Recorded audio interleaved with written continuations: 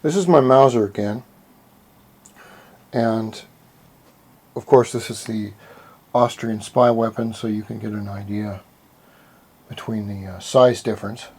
And here's the bayonet that came with the Mauser. But what I'm going to do on this, and this can be done for recreationalists or just for history, because I believe I have one of the finest examples of a Mauser 8mm war rifle in existence, I think, anyway. What I'm going to do is take my Nikon camera, and I'm going to take some very high definition shots of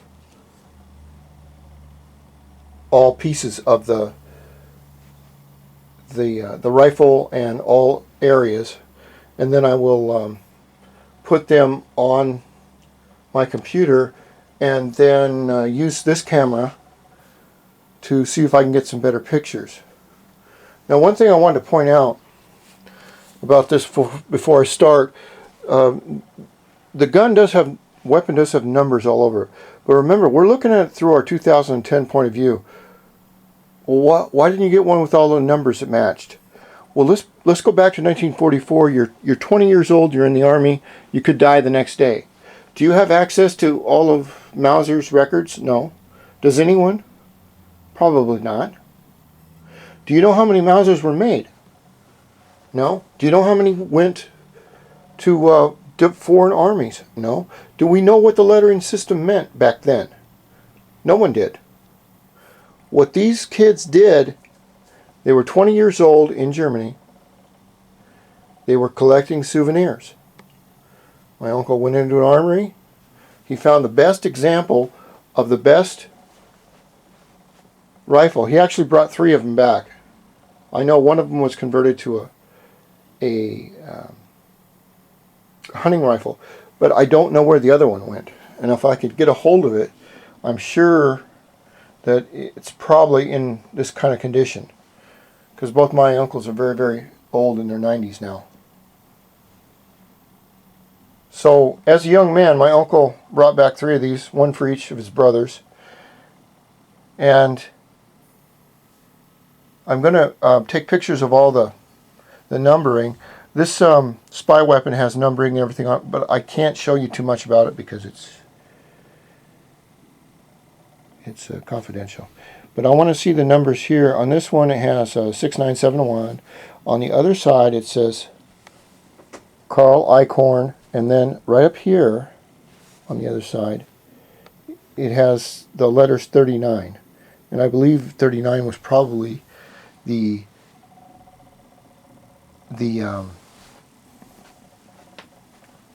year it was made.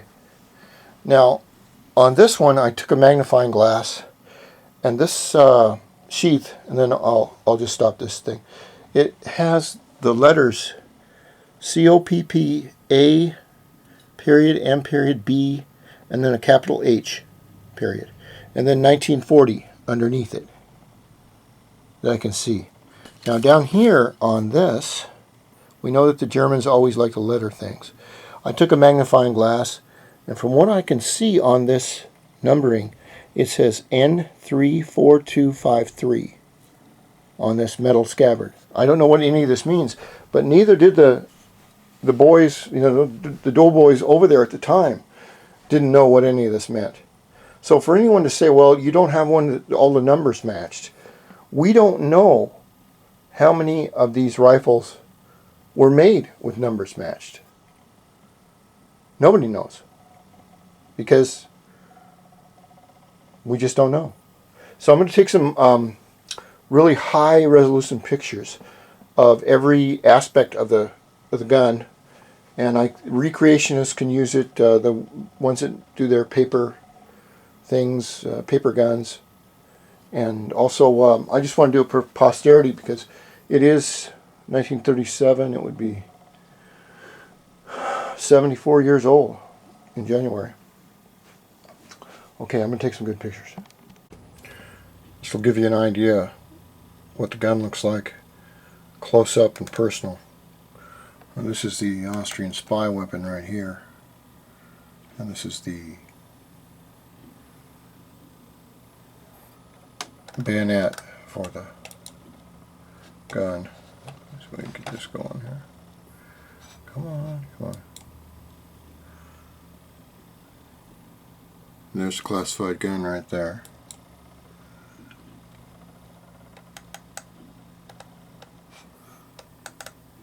You can see it's nice weapon there.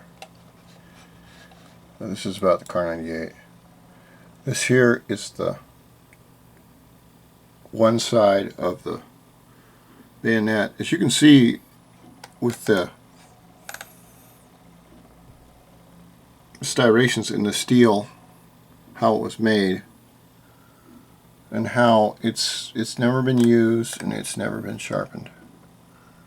And I made a whole bunch of little pictures to show how that works. Let's see. Okay. And this is the, let's see, these are marks and the handle. They look like the Waffen SS marks, and it says N2A253, whatever that means. And that right there is the spring that puts it on the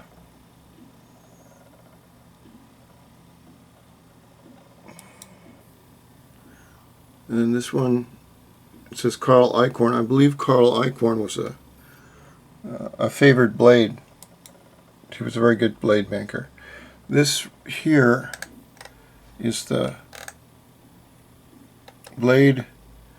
Shows from the top all the way down on the business end of it, which has not been sharpened. And as you can see here, if you look right here, you see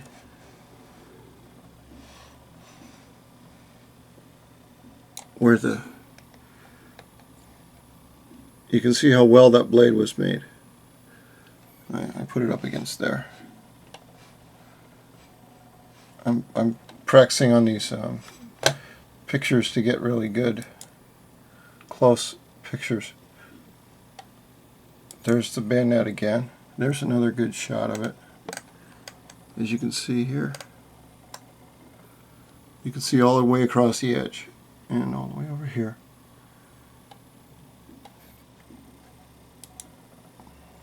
There's the bakelite handle and the spring catch that holds it onto the rifle.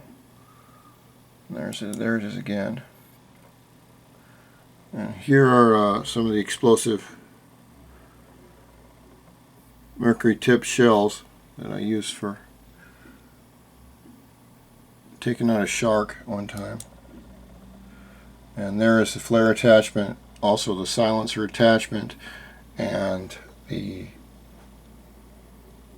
large shell attachment. You got to remember, this is the government issue Austrian spy weapon right here. It has special grips, which I can't really talk about, but there is a cleaning kit under those grips. That you won't find that in the civilian model. Here's the back of the rifle, and I wanted to take some real close-up pictures of the grain because I believe I have probably one of the best preserved Kar 98s that I have seen. This is the hole for the changing the spring, and this is the original leather strap, and we have the same thing again. And I wanted to take a picture of down here with the trigger. You can see how much use it's had. Let's see what I can do here. As we can see, it's just in beautiful shape since it was taken from the armory in 1944, 1945. There's a locking nut, not a locking screw. One of the screws is broken on this gun for some reason. And there's the wood. Here is a metal plate. Now, one thing about this I want to say is, about 25 years ago I went to fire the gun, and this top piece up here came off. And you can see where I put some glue there and some wood glue down here to hold it back in place.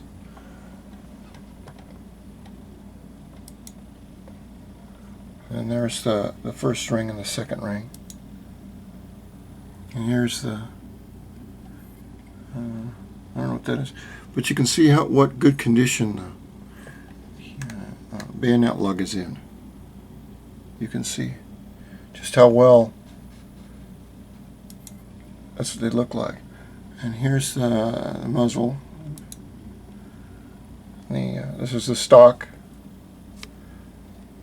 leather that's 75 years old, something like that. But that's what it looks like with the original pin, and you can see that it's all in the same shape, just like it came from the armory. Here's the bolt, and a lot of young people that want to recreate these Mausers in paper, they can use these pictures as guides to do this. There's the slide right there. I think it's the slide. Here's the gauge for the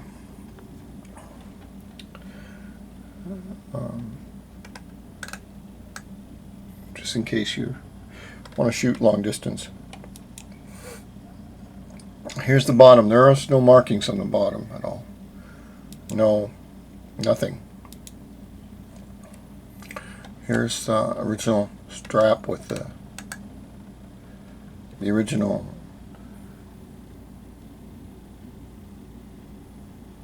these are high definition pictures.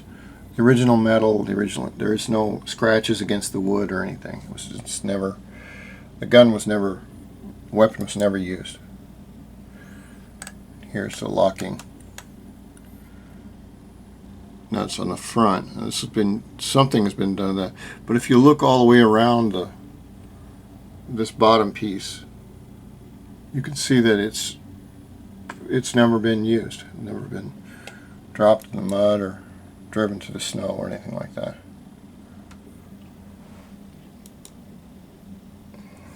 Here's the front. I've never had the strap off or anything. These dark marks here are oil that was put on the metal, and it has seeped underneath through the wood. And here's where it says, what does it say? 2147. And there's the lug right there. This is going to be a two-parter. I want to make these pictures for posterity. Here's the front of the lug as it goes into the rifle, and you can see that it's not damaged either. And there's what I need to really do is get myself an 8mm bullet and take the bullet and just take the pointed part and stick it down the barrel there to see how much barrel wear there is.